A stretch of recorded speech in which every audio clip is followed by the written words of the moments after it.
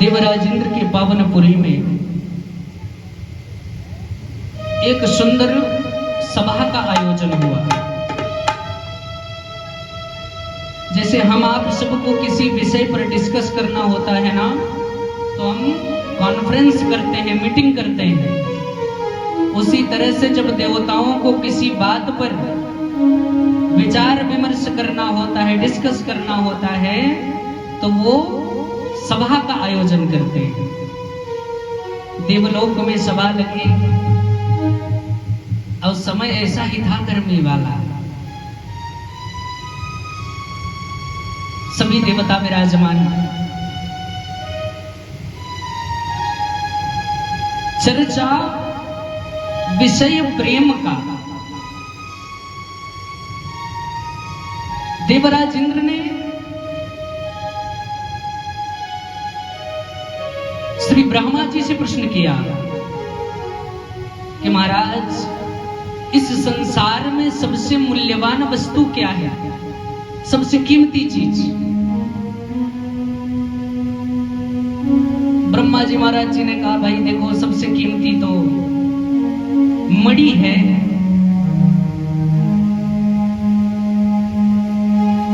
माता ब्रह्माणी भी गई थी उस सभा में। माता ब्रह्माणी ने कहा, देखो नहीं, मणि नहीं। बोले फिर? बोले सबसे महंगा तो सोना है ना। वैसे भी माताओं को सोना ज्यादा प्रिय होता है, पहनने वाला भी और सोना भी, दोनों सोना बड़े प्रिय होते हैं। महाराज और देवी देवता वहां पर विराजमान, कोई कहे कि सबसे कीमती तो डायमंड है, हीरा। आपस में वार्तालाप, कोई चांदी, कोई सोना, कोई मणि, कोई हीरा कहे। बात पहुंची विष्णु भगवान के पास।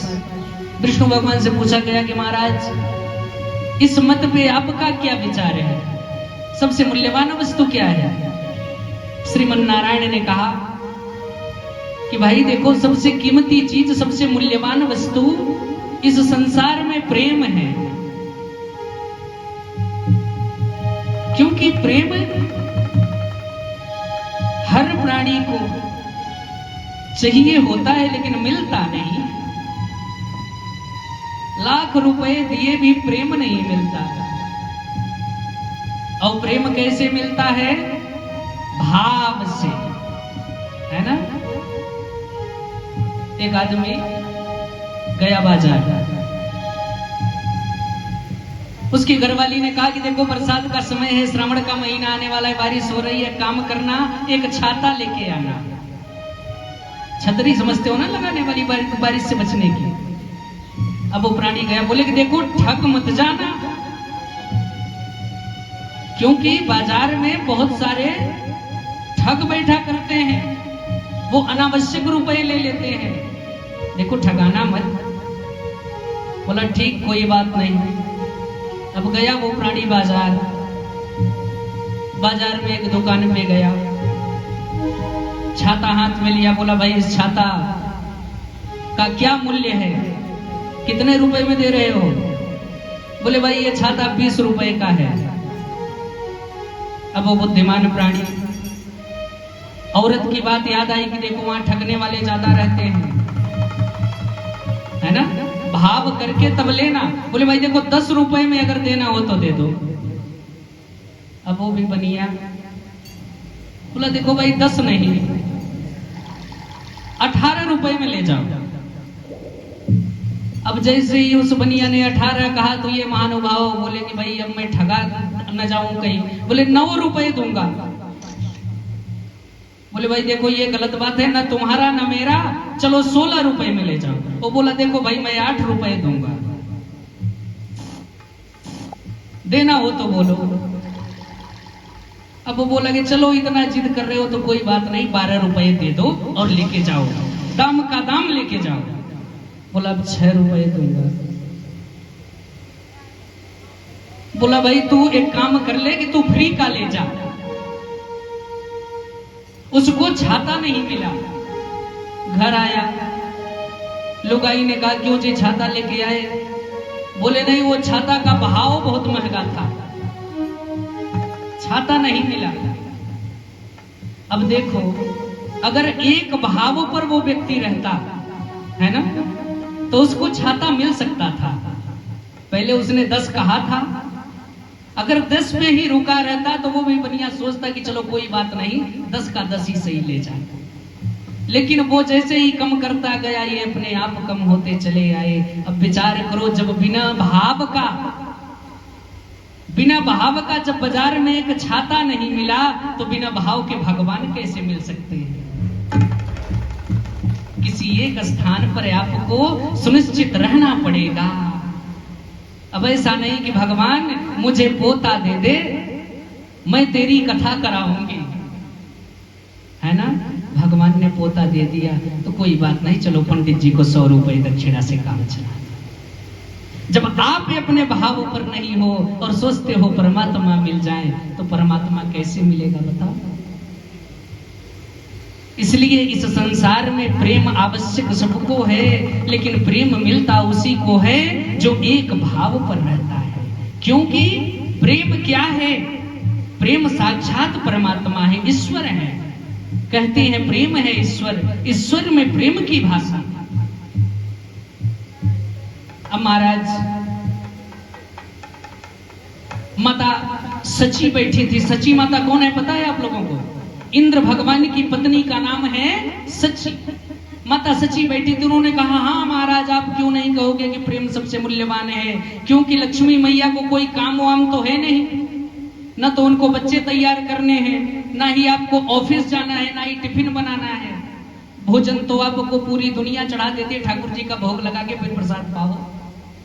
बैठे बिठाए भोजन मिलता है। माता लक्ष्मी आपके पांव दबाते रहती हैं। तो आप दोनों में बड़ा प्रेम है, इसलिए कह रहे हो कि संसार में सबसे मूल्यवान प्रेम है।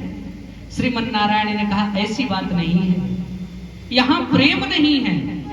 बोले फिर प्रेम है कहां महाराज? बोले अगर इस संसार में कहीं प्रेम है तो माता सती और देवादिदेव महादेव में है।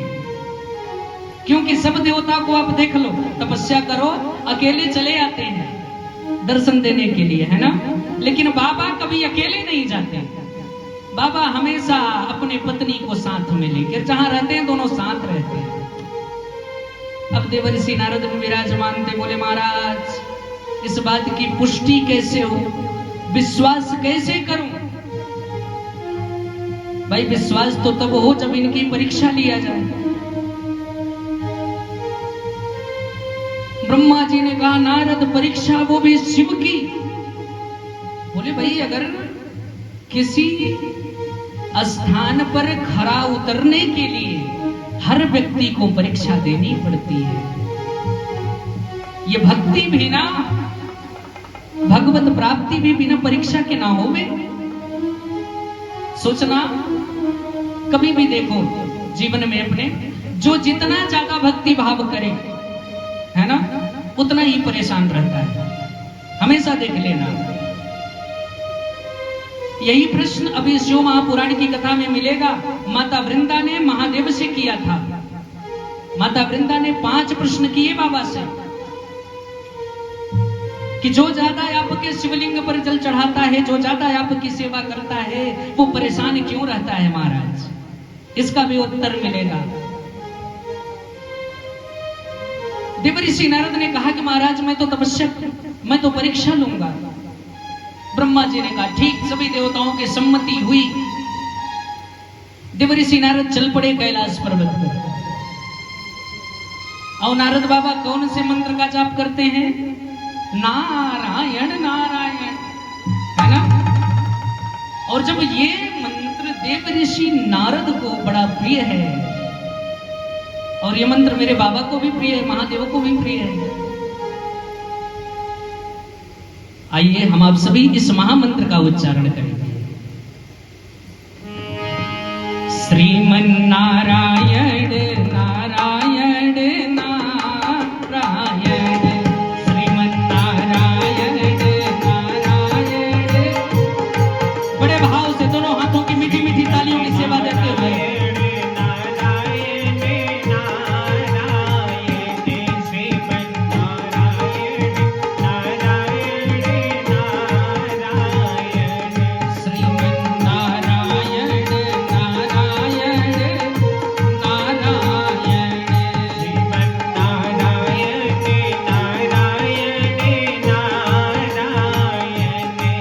श्रीमन नारायण नारायण नारायण भजम नारायण नारायण नारायण श्रीमन नारायण नारायण नारायण हरि बोल नारायण नारायण नारायण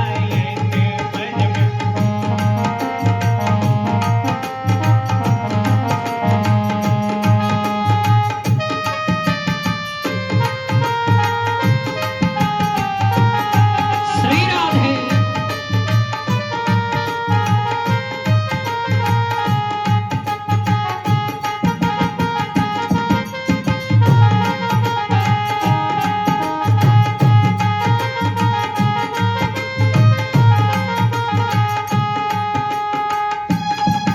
इस संसार से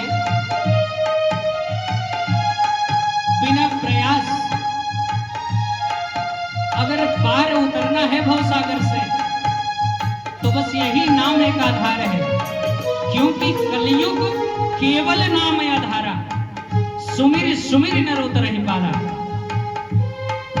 हरि नाम नहीं तो जीना क्या, हरि राम नहीं तो जीना हरि नाम नहीं तो जीना क्या, हरि नाम नहीं तो जीना क्या अमृत है शिव नाम जगत में, अमृत है शिव नाम जगत में अमृत है शिव नाम जगत में, अमृत है शिव नाम जगत में इस छोड़ विषय विष पीना क्या, हरि नाम नहीं तो जीना क्या, हरि नाम नहीं तो जीना क्या हरि राम नहीं तो जीना क्या हम आप अनेक आभूषणों से अपने शरीर को सजाते हैं, गहनों से, लेकिन इस मुख की शोभा किससे है? मुख की शोभा भगवान के नाम के संकीर्तन की है। भूषण से हम अंग सजावे, रसना पर हरि नाम नयावे, रसना पर हरि नाम नयावे।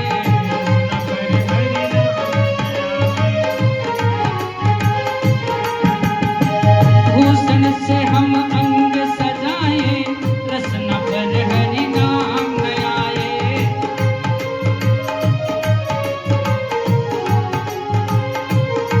और जब भगवान का नाम नहीं लोगे ना तब क्या होगा?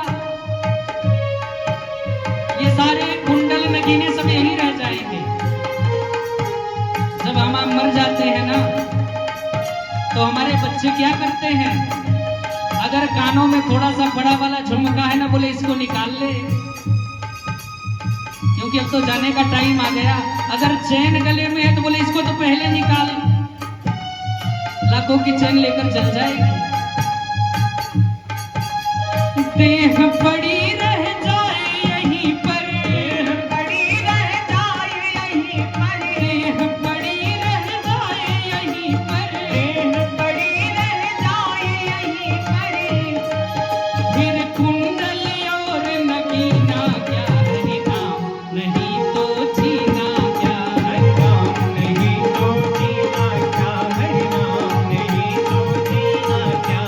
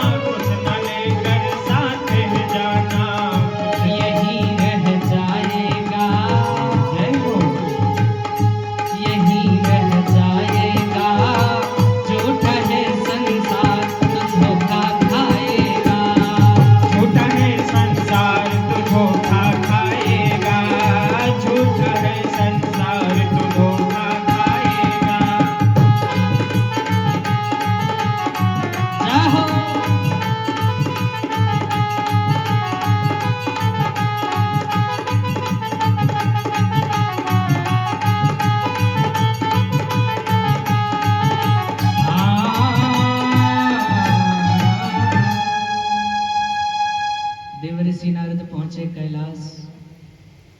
कैलाश पहुंचे, देखे महादेव विराजमान माता सती के साथ। गए बाबा को बस प्रणाम किए और वापस लौट आए।